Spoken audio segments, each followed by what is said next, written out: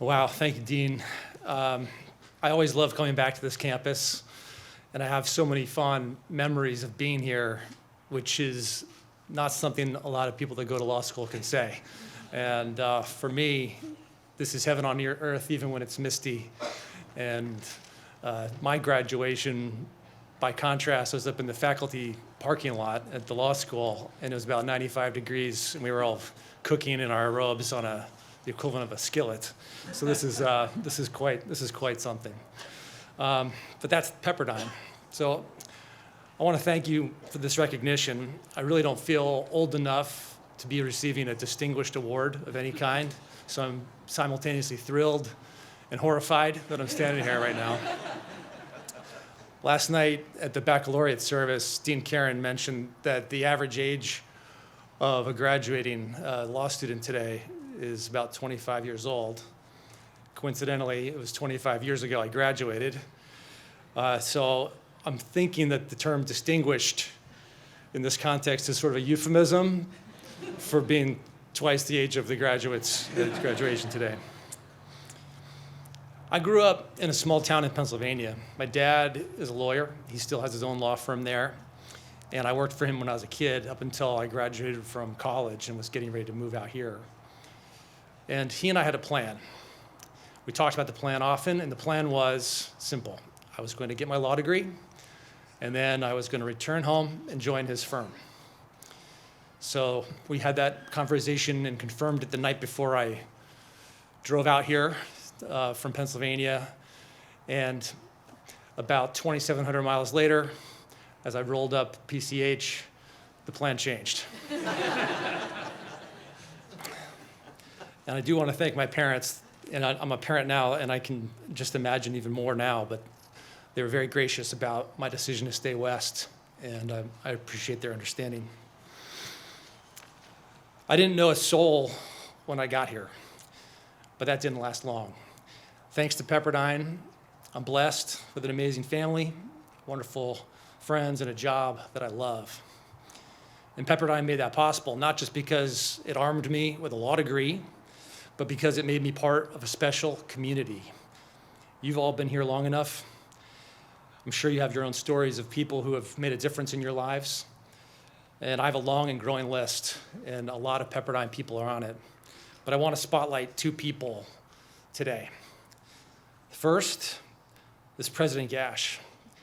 And I'm so grateful that I just had my photo taken with him for today's moment to kind of solidify this in my mind. But Jim, thanks to Jim, I got my first job as a lawyer. Jim interviewed me up at the law library in a small room in the back when he was still working at Kirkland & Ellis. And both of us had significantly more hair. I'm grateful for these hats, by the way. I do like the hats today. That was in 1997, apparently when most of you were being born. Jim helped me launch my career, and I'm forever grateful to him for that. I'm even more grateful to him because I met my wife at Kirkland. So in some ways, my kids owe their lives to Jim. Let me tell you something. Jim has paid it forward for decades, and he continues to pay it forward every single day. Thank you, Jim.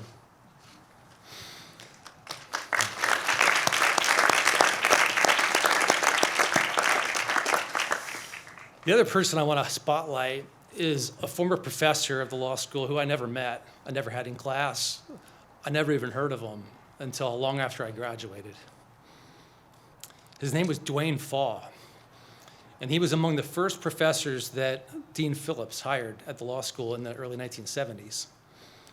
Professor Faw was a retired Marine Corps general. He was a man of deep faith, and he served with distinction in World War II, Korea, and in Vietnam.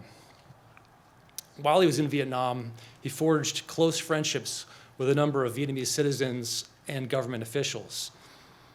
Years later, when Saigon fell, at which point General Faw was a law professor, he sponsored more than a dozen Vietnamese refugees for American citizenship. One of those refugees was Hugh Lê.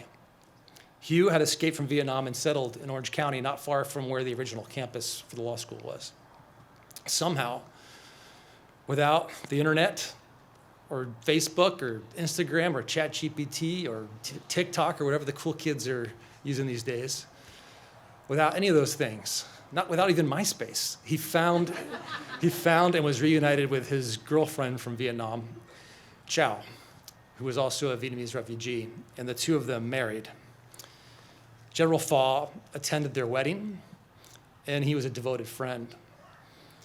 When General Pho learned that Hugh and Chow had applied for a mortgage and been rejected by the bank, he went to the bank and he co-signed the mortgage and he provided a personal guarantee so that they could buy their home.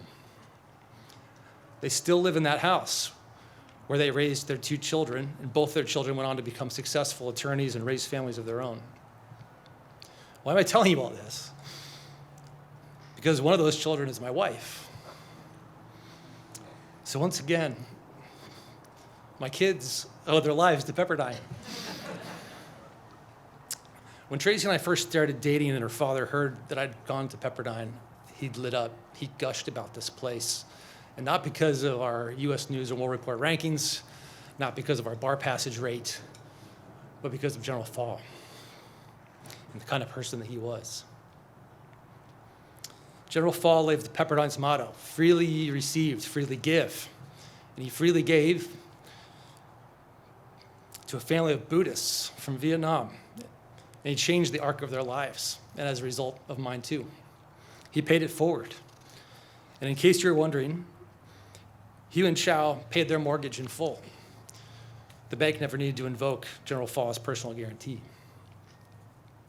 Years ago, inspired by the example of people like General Pho, I helped establish an endowed scholarship here at the law school called the Pay It Forward Scholarship. We have all enjoyed the shade of trees that we didn't plant. We've all followed in the footsteps of other people who have paved the way for us.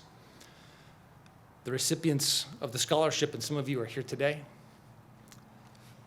those recipients are encouraged to contribute back to the scholarship when they're able and give back by paying forward. My hope is that this scholarship will cause ripples that eventually become waves that make a difference in people's lives and in the Pepperdine community long after I'm gone.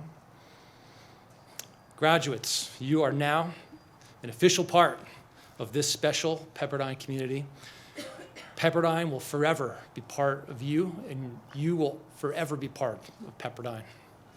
That is a great privilege, I can tell you, and it comes with great responsibility. In the spirit of George Pepperdine, Dean Phillips, President Gash, General Pho, and so many others who are part of Pepperdine's legacy, I encourage you to look for ways to pay it forward in your own way and make waves. Congratulations. Thank you so much for sharing this special day with me and or letting me spend this special day with you. Congratulations. I appreciate it.